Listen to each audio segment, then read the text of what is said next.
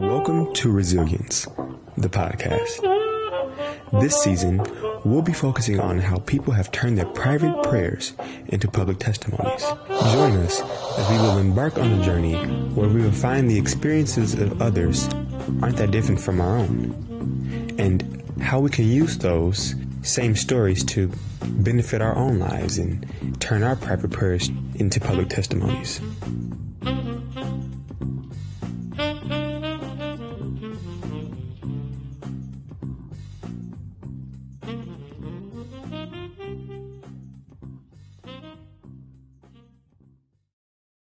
So I'm sitting here with Darartu Doto, founder of Bilisummaa, and also a recent author. Darartu, I know you started a book. If you could tell us a little more about it. The book is on Amazon, and it is called You Don't Have to Have Your Future Figured Out, College Survival Guide. Can you tell us a little bit more about that and your thought process behind it? Yeah, of course. The book, it wasn't originally supposed to be a book. So I was part of this nonprofit college access program called Breakthrough Collaborative. And so I got into it right when I came to the U.S. They just help low-income, underrepresented students get into college. They start like early on, middle school, summer programs, and then in high school, they provide you with a counselor so that you can actually think about the colleges that you want to go to. Wow. It's an amazing program. Yeah. I love that program so much, and I really do credit a lot of my success to them because they were just able to help me see a lot of the opportunities that were out there. So basically, when I was in college, they wanted me to come back and be one of the keynote speakers. That's a huge opportunity. It is a huge opportunity. Yeah, I was very happy about that. So I'd given the keynote speech when I graduated high school. And so I just had told my story and just told, them at a gala how grateful I was that, a program like Breakthrough exists. I had went back and taught there too, and really worked with the nonprofit. So when they asked me to come back and give a speech, this was the first time where they were doing like a senior in high school and a senior in college to kind of just, let the donors and everybody that was there know that we're just not, making students graduate from high school, but, there's actually success happening after high school too, which I really liked. And so when I was thinking about going back and giving that speech, I really wanted to provide the students that were graduating some sort of resource guide. Yeah. It just came to me when they asked me. I was like, what would have been useful for me when I was in high school? What would have been helpful for me to know just coming from a community that didn't necessarily think about college? What would have been helpful for me? So that's when it started to come about. I just wanted it to be some sort of guide of, where can I go to get free books? What are some online resources? How do I think about mental health? How do I think about studying? What are some tips? I interviewed about 20 students that are mostly students of color, and kind of just asked them, like, how do you study? Did you deal with the imposter syndrome? How did you get out of that? So, and there's also a part in there about investing too, because that's something that I was really interested in learning about. So, like what are stocks, what are bonds, just like basic definition. So it has everything in there: finances, mental health, how to survive college. And these are things that we aren't taught when we apply to college and when we get there. So this is instrumental in success, even after college, because that's really hard. Have you gotten a lot of good feedback from that? Yeah, so when I went back, I just decided, I was like, okay, I should just make this into a book, because I figured out that Amazon, you can really self-publish. And so I was like, this is the easiest way for me to really distribute that. Basically, the program got it for the 50 students that were graduating, and it was a lot of positive feedback. And a lot of the students, what they told me afterwards, it was like a kind of sort of like a book signing afterwards, and they were so happy that somebody that looked like them is actually the person that wrote the book, because usually there is a book that's given every year, and it's like an older book by some random author, white author, and I don't I know that when I got my book, I never looked at it. I think I left it. So it's like they were very happy, and they were like, I'm actually going to read this. This is really short. I'm going to take notes at the end. I left some note taking sessions at the end so that they can take some notes. It's very easy to read, and I've gotten a lot of positive feedback from it. That's so good. Yeah, and a lot of my friends have read it too that are they graduated college, and they said this is super helpful for them too. So definitely wasn't supposed to be like this huge, thing. I just did it because I wanted to give back. But it was fun, honestly, writing it. Yeah, and then we talk about our own experiences, right? To hopefully, help someone else get through the exact same thing. So that's huge, and definitely congrats on your new book. And for the listeners that do want to go on Amazon and purchase it, once again, it's called "You Don't Have to Have Your Future Figured Out: College Survival Guide," and that's by Darartu Doto. So with that being said, you mentioned you came to the U.S. when you first got here. You were involved in Breakthrough. How was that transition to the U.S.? I know that it was a country in many ways unknown to you until the age of around 12. So how did you navigate that difficulty? And do you remember what you dreamed or prayed about back then, if anything? Yeah. So there's sort of like so many questions in there, and I think for me, it's really difficult for me even to think about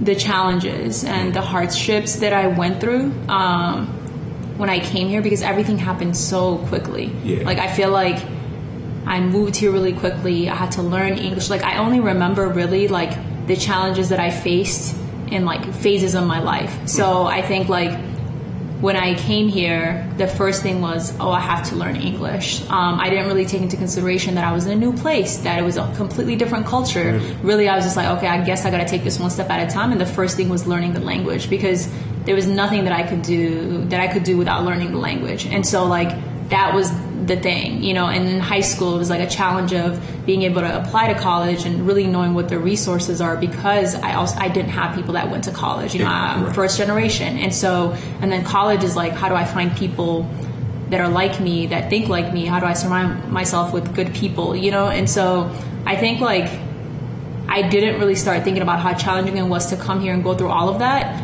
and like really until college. I feel like because there's so many things going on, like school, you have to do school, you have to babysit, you have to do this, you have to know this.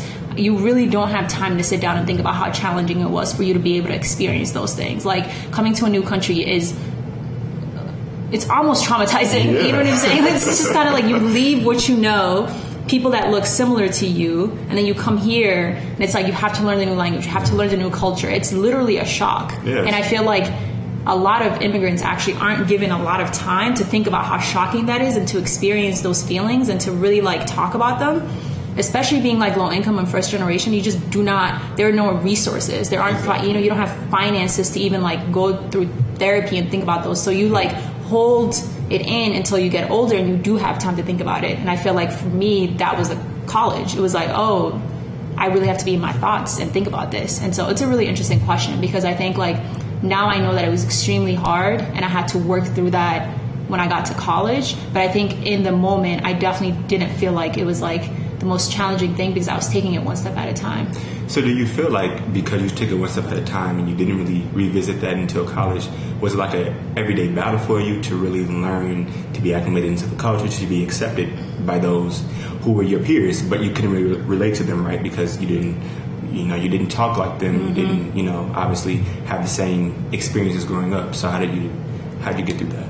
Yeah, I think like it's definitely having my sisters helped, and then I think remembering why I was in this situation helped me. So I think like every single day was a battle. Every day there was something, there was some challenge really every single day. For a while, when you come here not learning the language, you're just going to face a lot of things every single day. But I think having my sisters that were going through the same thing, I came with two of my sisters, it just helped me stay sane, honestly. Yeah. And then the next thing was really staying positive and remembering that the reason why I left my country and the reason why I left a lot of my family behind was because they wanted me to have an education. They wanted me to be successful. Like, they were, really taking a chance on me and my sisters. And so keeping that in the back of my head really helped me see what the vision was, so that I'm not distracted. And so but that's also, I think, like, in a lot of ways that can be unhealthy, because if you don't talk about those things, and if you're always thinking about the vision and you're not exploring the feelings that you're going through and the experience that you're having, then you can end up, like in college, extremely stressed because you haven't explored really the challenges and the experiences that you've had. And that's really what happened to me. So yeah, those two things kept me sane. And it was really nice to be able to be positive. But I think like if I could go back, I would definitely have, if there were any resources to talk to somebody, to talk about how I'm feeling, like it's like, what is it like actually moving here? What is it like, not speaking the language and having to go through that? That was a very long answer. No, that's fine. No, that was, and I feel like other people listening who are also immigrants and have that experience can relate, right? Because it's hard to express such a deep feeling. It is. When you're uprooted from some place that you are so familiar with, and then come to a entirely different land. So like that's it's even hard to formulate an answer for. Yes. So I thank you for going so in depth with that. And then how did you manage to take your grief, sorrows, or pain, and then turn that into something positive? When did you realize that you needed to become something greater? Yeah, I've always known that I was bound. Actually, I'm not going to say that. I was bound for greatness. Cheers. If many of you didn't know, here on our end, we're having mimosas this morning. So, we're gonna do a nice little cheers at the end. But no, I mean like by that I mean like I've always known that I was meant to do something that is extremely impactful and that will touch the world. Like I always knew that I was meant for something that was bigger than me. I've always known that. Like that's just like, because coming, like even when I was little and I would see how some of my, like I lived in the city, but whenever I would go back, to the rural areas, or whenever I would see the way that, girls were treated, I was just always like, this is not how it's meant to be. Like, this is not right, in Ethiopia.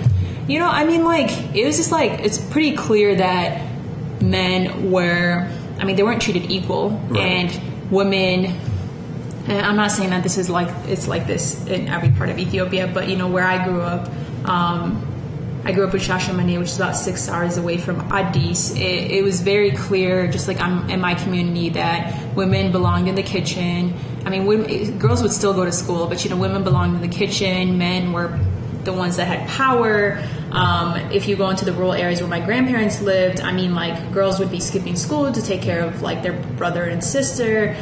They were really responsible for everything. Like I grew up very privileged, and so seeing that, I was like, this is not right. Like I was always mad. Like I was just like, this is not okay. Yeah. And so I think that when I got here and I had the opportunity to, even though I grew up low income, I knew that I still had a lot, because I was, the resources are endless here, like it's ridiculous. That's actually true. So there's so much privilege even in being here, even if you are low income.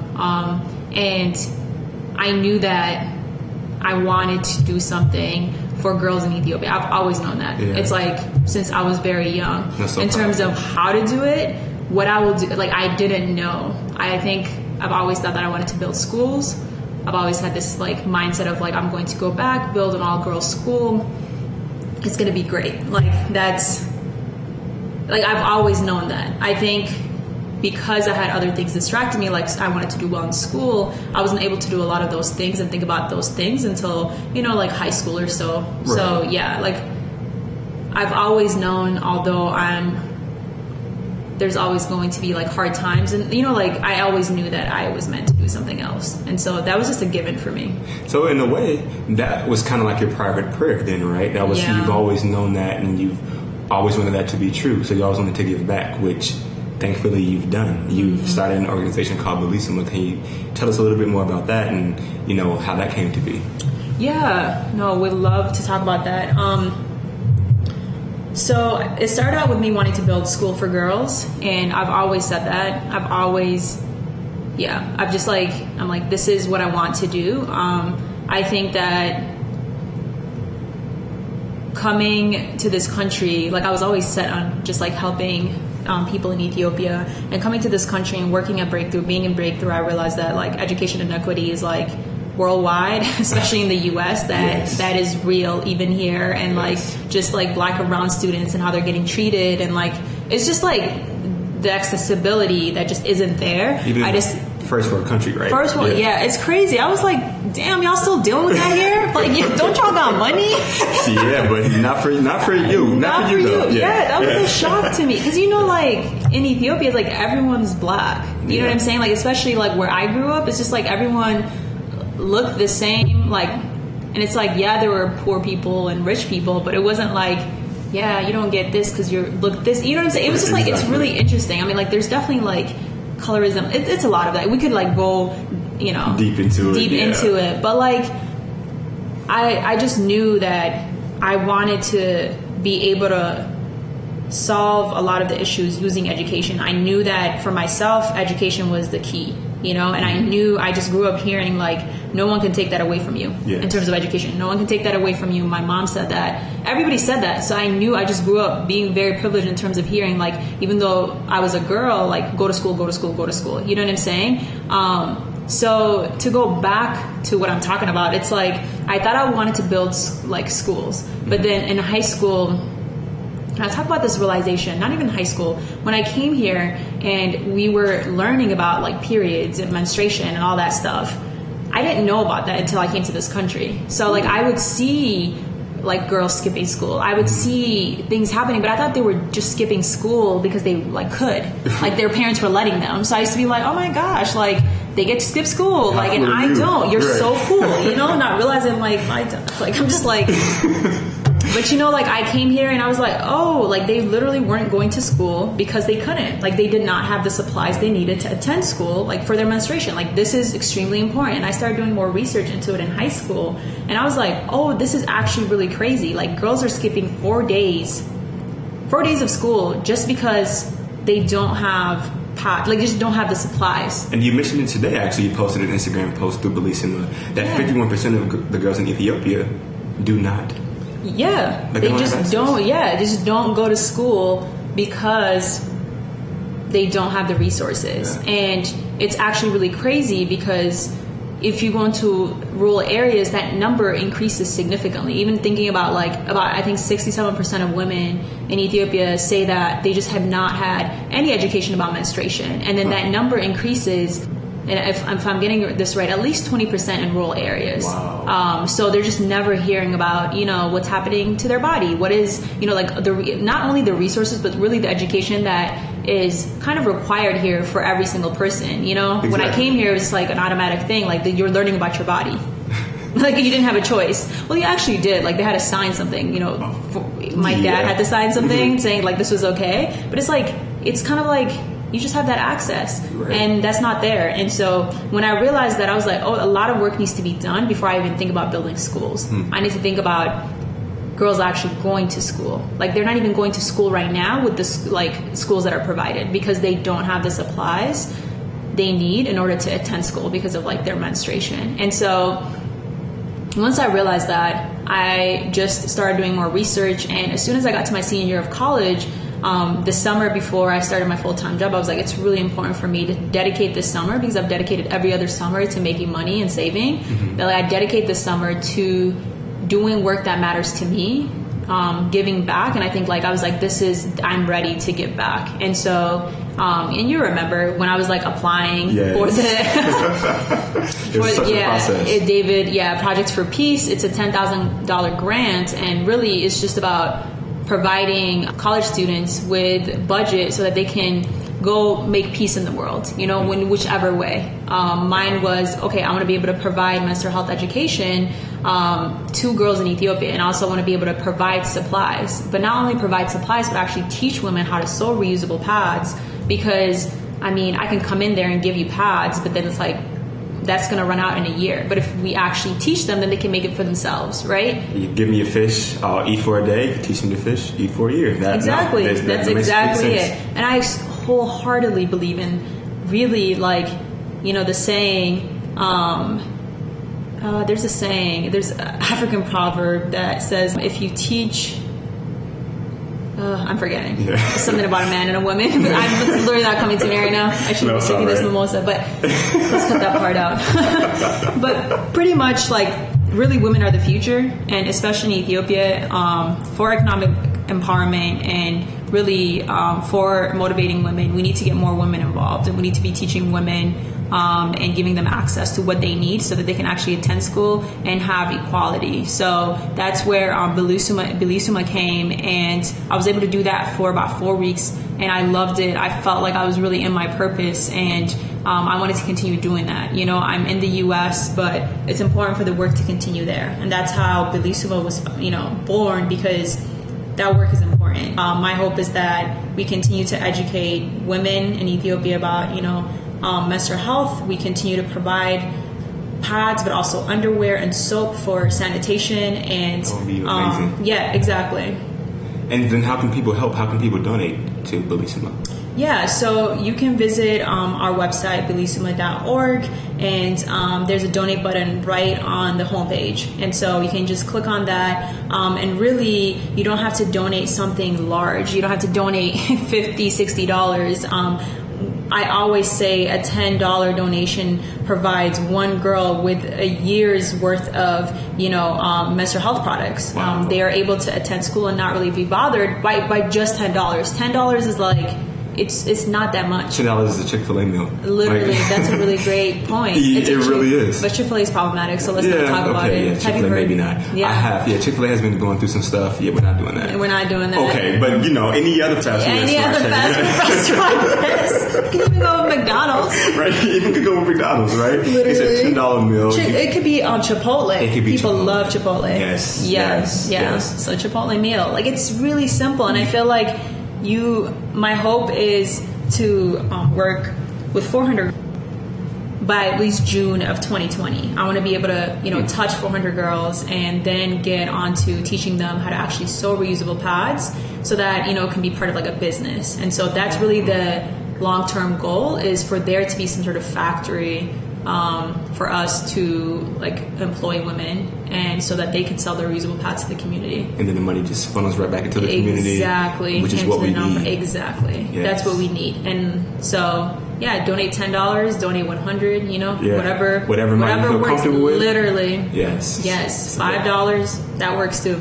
That's amazing, and I love what you're doing. Really, like, I've been following you for a long time. Obviously, we're friends, but just from a business standpoint, your launch has been very inventive and innovative, and full support, going forward on my end. So, congrats on that. That's huge. Thank you. I appreciate that. Yes. And then, so you've obviously have gone back to Ethiopia since then. Many Black people say that when they step off of the plane and onto African soil, they feel a sense of home, belonging. How was that compared to when you first arrived in the States, and did you feel this innate sense of belonging when you arrived back in Ethiopia? That's such a great question. It's so interesting. I think that when you're an immigrant, and it's so interesting because we were just having this conversation actually at work about being first generation. At work, it's at Facebook. It's at Facebook, yeah. And we had a panel. We do this thing called letting others in, because Karamo from Queer Eye basically said this thing like, when you come out, you're not really coming out, like you're letting others into your story. So like, how do we open up panels and discussions about like your story so that you like can let others in? Anyway, so each like group gets to choose a topic, and Latinat had, for Hispanic Heritage Month, had being first generation person, student, whatever. Anyways, and in that topic, we talked about being a child of two worlds. And when you mention that, it's really interesting because like you never really feel at home here, but you never also really feel at home in Ethiopia, because people notice your accent. People notice that you're American pretty quickly. So it's really interesting because you kind of just have to soul search and kind of find what your identity is for you, because really wherever you go, you're not fully that. So in Ethiopia, I definitely thought that I would go home and I'd be like, this is my home. Because, like, I was not claiming, Yeah, of course. Why not? Why would you? So it's like when I went back, I was like, this is going to be great. But it was very clear that we were Americans. It was very clear that we weren't, we weren't really, like, I really didn't feel like this is my home. I didn't feel that. It had been like 10 years. And so I think for me, I realized I was like, I can't fully feel at home when I'm there. I can't fully feel at home when I'm here. So I am definitely a child of just like two worlds, and I think it's just about finding your identity really, like, what does that look like for you to, be a child of two worlds? That's really interesting to hear. I've never heard that point. I know, like I said, a lot of Black people have said that because they obviously feel a sense of belonging here, right? But then how do you do that when you don't feel it anywhere? So that's interesting. And I definitely acknowledge that you've found your identity, right, through different things, so you found your community. That's very admirable. Darartu, what is one thing you know for sure? And that can mean anything. It can mean advice. It can mean what you know about the sky. Literally anything. And I'm gonna, as you think about that, I'm gonna pour these mimosas for us, our last little round. What is one thing I know for sure?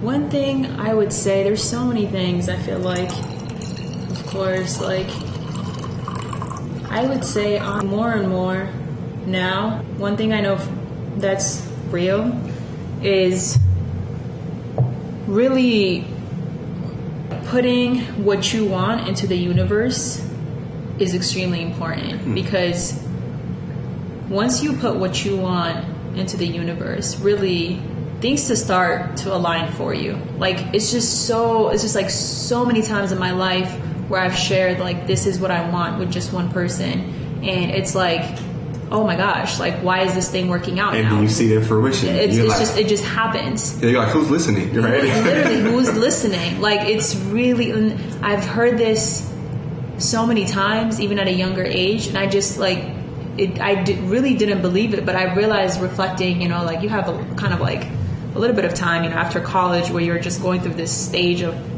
like, I'm an adult now, okay, whatever. Like, I really learned, I was like, oh wow, if you put it into the universe, like, it will align, and the right people, you'll find the right people, it will just work out. So I think right now, that's one thing I know for sure, especially with the launch of Bilisummaa and how things have definitely worked out for me by just, like, sharing it with one person, two people, and how things have just aligned. And I feel like it really started with me just putting what I want out there. Well, I'm getting the chills just hearing that, because I've noticed that in my own life. Yeah. You hear it so much, you see it on social media. It's like, how do I really incorporate this into my own life? And you are a living example. So once again, thank you. I appreciate that. I really do. And I appreciate you. For our listeners, I'm over to Darartu's home. She's been gracious enough to have me over. And I'm so grateful for her. And once again, Bilisummaa.org is how you can donate to her. And the donate button is right there. Darartu, and thank you again. Cheers. Cheers.